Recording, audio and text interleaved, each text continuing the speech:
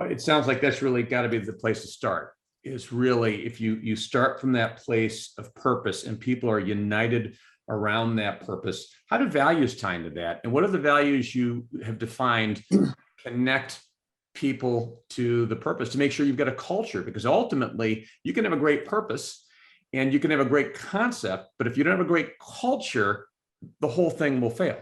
In a world that you can do everything, we're going to focus on having a big dream. So we're going to focus on big things. And we said we have 3 principles: dream big, build fast, and be brilliant. And the idea in there was that you want to dream big, but you don't want to make it so big that you just think about it. You have to start building it fast because life is so short. And then on the other hand, you have to balance between building fast and building garbage. You have to be brilliant. You can't just say, okay, look, I built something really bad fast, right? You have to, just make it beautiful, make it perfect, make it work really well, right? The world doesn't need yet another bad product. The world needs great service, great product. And then we stand back and said, okay, so if that's our principles, that we're going to choose what to do based on that, then how are we going to act? And we put together 6 characteristics that every Babylonian who joins Babylon, it's kind of tested against that, right? So the hygiene of joining is that you have to be in the top group of people in your expertise. We try to hire the top 2-3% because our job is really hard to do. So we need people of huge expertise. But there are lots of people who have lots of expertise, but they're not nice people, or they're not easy to work with, or they're great individual players, but will destroy a team, right? So then we look at who is compassionate, right? I mean, we look for compassion. We're in the business of compassion, healthcare, right? So people who like other people. We look for inclusivity, people who believe they don't have all the answers, but seek the answers by bringing other people to the fold. We look for people who have creativity.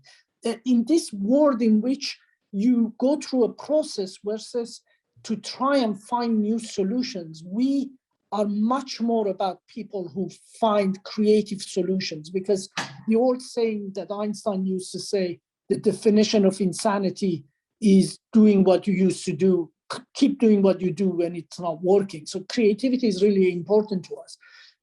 Then positivity, it's hugely important to us. I mean, look, I'm a big believer that negative people suck energy from you. I call them energy vampires. And there is nothing worse in a team than somebody who says, I can tell you what everybody else does is wrong, or I'm only right. It's this negative attitude. We try to avoid that. And then people who take ownership, right, of what they do rather than tell other people what to do. These are critical, and tenacity, right? What we're doing is really, really hard. It's not going to happen overnight, and we need people who stay the course and don't get, with a few knockdowns, don't fall off their horse. Now, if you could get those 6 things right, in my view, you have a great, you can get going. And you've come across other Babylonians. I mean, it doesn't matter if we get it right or wrong, or we fail or you succeed. What you will find, Babylonians say they love other Babylonians because these are decent human beings who've come around the mission and are trying to do their best. I just don't want to be mistaken by thinking that there is no room for critical people in a company. We actually value criticism a lot. The question is positivity versus negativity. Do you say what we just did wasn't very good, and here is how we should fix it, versus you say what we did wasn't very good, and here is all the people I'm going to blame, right? That's the differentiation for us. I am always critical of everything we do because I am always searching to do something better. But I am always about, or I hope I'm always about, how do we do it better? How do we pull together and even win more? It's like a football team or a soccer team or a basketball team who wins, and then instead of just constantly celebrating, think, how do I play better even, right, next time?